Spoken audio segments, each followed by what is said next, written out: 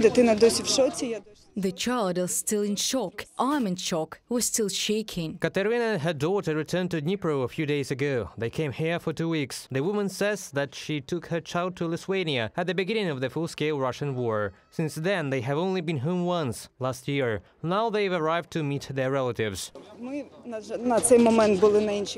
We were in another flat at the moment of the explosion. Our relatives live in our apartment. We helped them. They were not wounded, thanks God, but the flat was damaged. We have a two-sided apartment. There are no windows anywhere.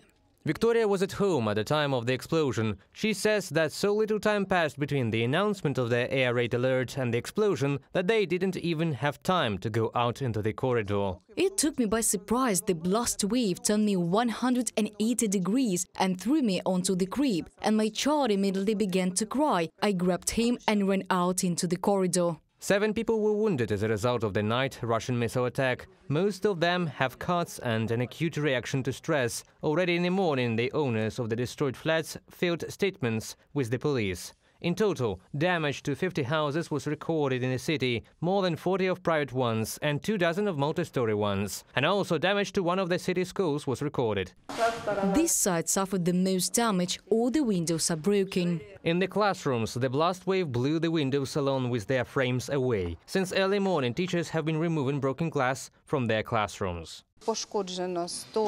167 windows, 11 doors in classrooms were damaged, and the entrance lock was also broken. It was torn out. Broken glass has also been removed from the neighboring dormitory.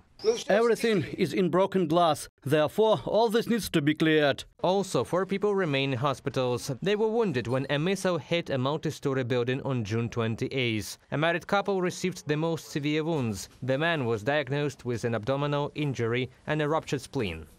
Але є позитивна динаміка. Сьогодні вранці він вже був знятий з апарату ШВЛ. There are positive dynamics. This morning he was already taken off the ventilator. He began to breathe on his own. And this already gives hope that his health will gradually improve.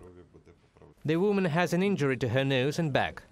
We heard a missile flying but did not realize that it was nearby. And then we heard explosions and everything started falling on us. And I already said goodbye to my life. Then I realized that everything that could crumble down did so. But I was alive and fully conscious. I started calling for help and people took us out. Me and then the rescuers took my husband out.